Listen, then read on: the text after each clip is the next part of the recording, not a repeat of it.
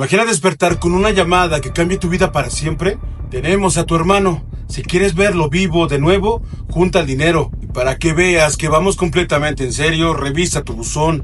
Vas corriendo, con el corazón en la garganta, abres el paquete y...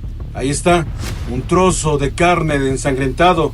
Una oreja humana. Esto no es una película de terror, esto pasó en verdad, cientos de veces en México, y el responsable fue un hombre cuyo nombre se convirtió en el sinónimo del miedo, Daniel Arizmendi López, alias el Mochaorejas.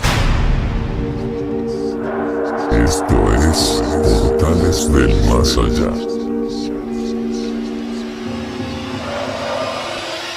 La historia es la de un policía corrupto que se convirtió en el líder de una de las bandas de secuestradores más sanguinaria de los años 90. El hombre que disfrutaba del sufrimiento de sus víctimas y que dejó una huella imborrable en la historia criminal de México. Para entender la mente de Daniel Arizmendi hay que remontarnos a sus inicios.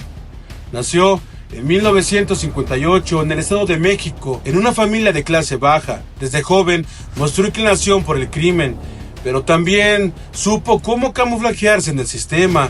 Ingresó a la policía, lo que le dio acceso a información privilegiada y contactos dentro de las fuerzas de seguridad. Sin embargo, la corrupción en el país le ofreció una opción más lucrativa: el secuestro.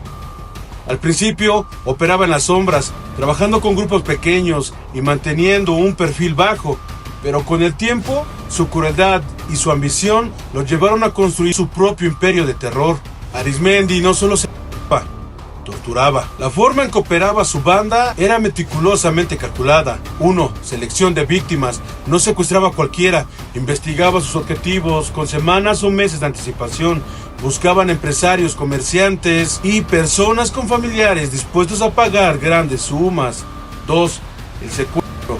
Sus víctimas eran interceptadas en la calle, en sus autos o incluso dentro de sus casas. Los llevaban a casas de seguridad, donde eran encadenados, vendados y privados de agua y comida. 3. Las llamadas del terror. La banda contactaba a la familia y exigía rescates millonarios, pero si no respondían rápido, el Mochaorejas tomaba medidas drásticas. 4. La mutilación. Con una precisión escalofriante, Arizmendi cortaba una oreja de la víctima. La metía en una bolsa y la enviaba con la familia. Esto no solo le servía para presionar, era su firma. Lo más perturbador es que el propio Mochaorejas aseguraba que disfrutaba hacerlo.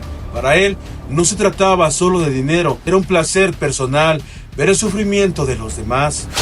¿Por qué mutilaban a sus víctimas? Para forzar a sus familias para que dieran el dinero. ¿Quién decidía que los mutilaran? Yo, señor. ¿Por qué? Cuando no me daban lo que pedía, los mutilaba para que accedieran, para rendirles. ¿Cómo? Al mandarles una oreja, creo que es una impresión muy grande para cualquier gente. ¿Y usted no se impresionaba? No, señor, realmente no.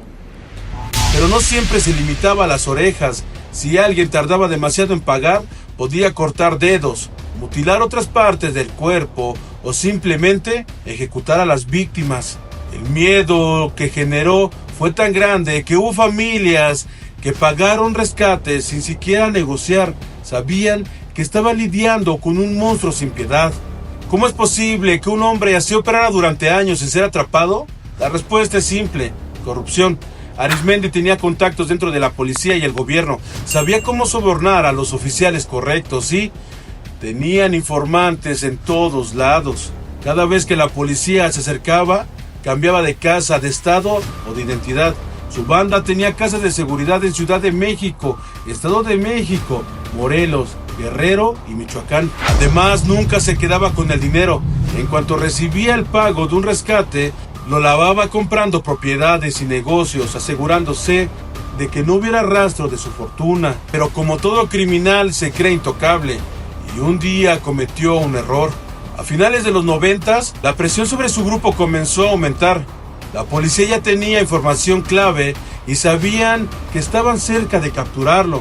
En 1998, su hermano Aurelio Arizmendi, quien también era parte del grupo criminal, fue arrestado en un operativo. Fue cuestión de tiempo para que las autoridades lo delataran y comenzaran a rastrear cada uno de sus movimientos. 17 de agosto de ese mismo año, la Policía Federal y el Ejército localizaron en una casa de seguridad en Naucalpan, Estado de México. ¿Qué tienes que decir, Arismendi? Nada, señor. Que el día de ayer fue de mala suerte para mí, me detuvieron. ¿En dónde? Eso es todo. En calle Lluvia, número 21, Tlalnepantla. ¿Dónde te escondiste todo este tiempo? Cuando salí de Cuernavaca, señor, ¿En dónde? ¿En dónde te escondiste? rumbo hacia Querétaro vine, señor. ¿Siguieron secuestrando gente? Fue nada más este, señor. ¿Por qué mutilaban a sus víctimas? Para forzar a sus familias para que dieran el dinero. ¿Quién decidía que los mutilaran? Yo, señor. ¿Por qué? Cuando no me daban lo que pedía, los mutilaba para que accedieran, para rendirles. ¿Cómo?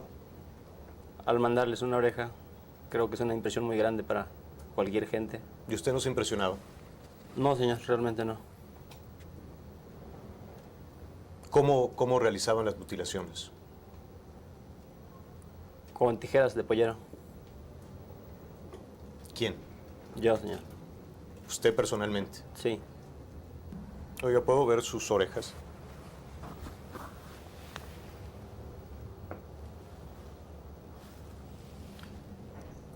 ¿No le daría miedo que le cortaran las orejas con unas tijeras para cortar pollo?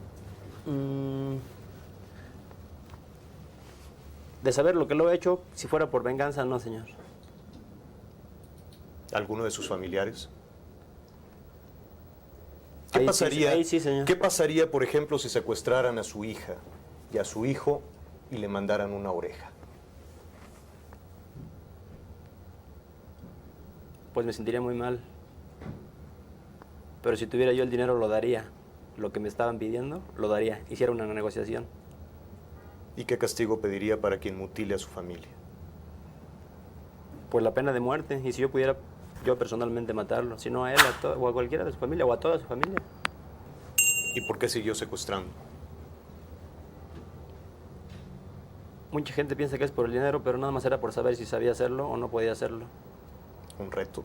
Era un reto. Cuando encontraron millones de pesos en efectivo, armas, documentos falsos y una libreta con nombres y montos de los rescates que habían cobrado. Arismendi intentó huir, pero ya no tenía salida. Cuando lo arrestaron, no mostró miedo, solo frialdad. Pero lo más escalofriante fue lo que confesó después.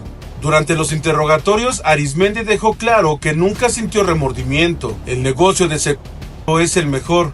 Siempre hay gente con dinero y siempre hay miedo. Dijo que había perdido las cuentas de cuántas personas había mutilado y que, en ocasiones, él mismo se quedaba con las orejas como recuerdo.